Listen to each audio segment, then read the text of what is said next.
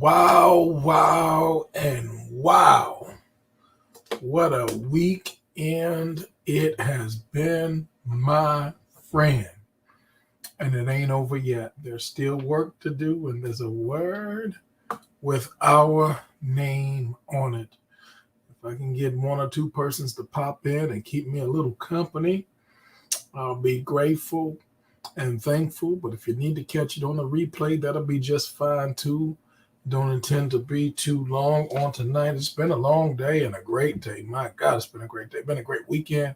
Pray that your Christmas on yesterday was some kind of wonderful. And if you feel any way like the way I feel, listen, there are 12 days of Christmas and it just got started. So let's go ahead and keep this party going. Where are we? We're in Hebrews chapter 2, verse number 4. That has been our theme verse for this theme that we've been on now 30 plus days.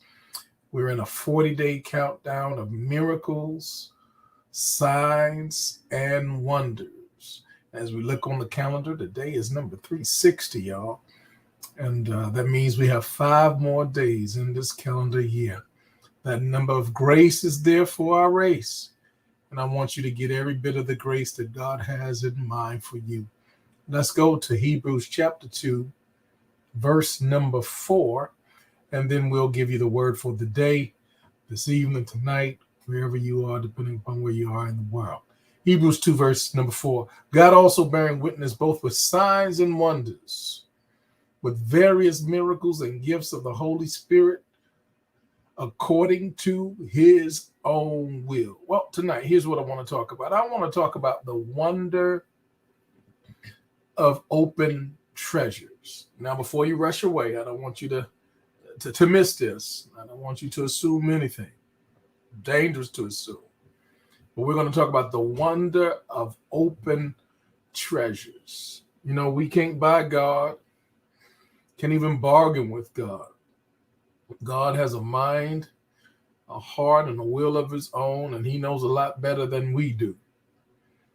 He knows when we're pretending. He knows when we're faking the funk, as we say. He knows when we're trying to be manipulative and all of that. Y'all know how our parents were with us and how most of the time they knew when we weren't being on point and being transparent, and they had us all figured out. Well, if they had us all figured out and we have our children all figured out now, y'all know God knows a lot more than all of us put together. He has us all figured out. So it's not any of that thing that we can do to manipulate God. We ain't talking about that. We're not going into that room. We're not trying to buy God, none of that type of stuff. You can't buy him. You ain't got enough. But there's something that happens that's special. There's something that happens that's so unique. There's something that happens that's wonderful when we open up our treasures to God, when we do not come to him tight-fistedly, when we do not come to God with a closed chest and rooms and doors that are locked, when there's no room in our life that is locked to God. See, that's the problem. Whenever we go to God and we have any room, any compartment, anything hidden, he already knows. Anything tucked away, we're trying to keep it a secret to God. We never win with that type of endeavor. We got to go to God with an open life. He knows our hearts anyway.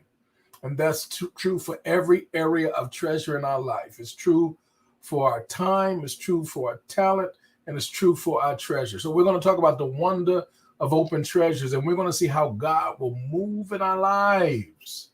And we will begin to see more miracles, signs, and wonders when we just open up. So if I can tell you anything today, I'm going to tell you, get in position with God for the miracle and sign and wonder that he already wants to do in your life. Just open up. Somebody put that in the comments. Hashtag just open up. So let's look at, I'm going to go to Matthew chapter 2, and I'm going to read a few verses, but then I'm going to put the 11th verse on the screen for you. So Matthew chapter 2, and I'll begin in verse number 1. Now, after Jesus was born in Bethlehem of Judea in the days of Herod the king, Behold, wise men from the east came to Jerusalem, saying, where is he who has been born King of the Jews? For we have seen a star in the east and have come to worship him.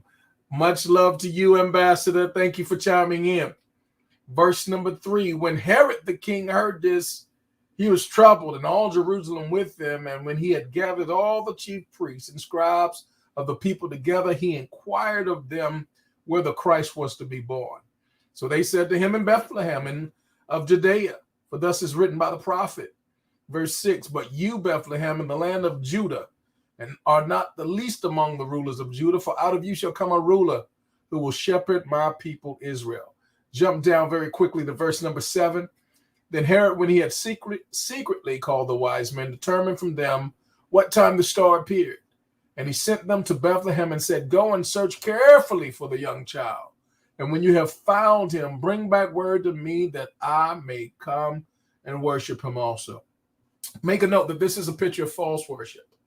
And one of the things that some people do, sad but it's true, in the church today, we bring God false worship as if that's going to allow us to get anything from the heart of God. It didn't work for Herod, and it certainly wouldn't work for us.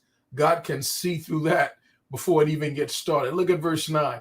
When they heard the king, they departed, and behold, the star which they had seen in the east went before them till it came and stood over where the young child was. When they saw the star, they rejoiced with exceedingly great joy. Now what I want to do is I want to bring up the 11th verse, and we're going to end on this. And this is our message tonight about open treasures. Verse number 11, and when they had come into the house, they saw the young child with Mary, his mother, and fell down and worshiped. And when they had opened their treasures, they presented him gifts of gold, frankincense, and myrrh. Ladies and gentlemen, brothers and sisters, I want you to know and be reminded tonight that there's a thing called the wonder of open treasures, that when we come to God with open hearts, when we come to God with an open life, when we come to God with everything that he has given us at our resource, at our disposal, when it's under our leadership, under our authority to do, and we say, God, whatever you want is yours, God can take the smallest thing to the greatest thing and multiply it many times over. God can take what we have literally surrendered to him, and he can exponentially multiply that thing. And I want to encourage you tonight, and maybe it's a challenge for some, have no treasure that's closed to God. Could I say that again? Have no treasure that's closed to God. It doesn't matter if it's people. It doesn't matter if it's family. It doesn't matter if it's friends. It doesn't matter if it's money. It doesn't matter if it's time, talent. It doesn't matter what the treasure is. Make sure in this season that everything you have is open to God, and prepare yourself to see miracles, signs, and wonders. And in these last days remaining in 2021, watch God work. That's the word for the day, tonight, this evening, depending upon where you are in the world. And we hope to come to you tomorrow with 4 days remaining. Thank you for being along with me today. Love you in the Lord. May God bless you real good. Father's favor.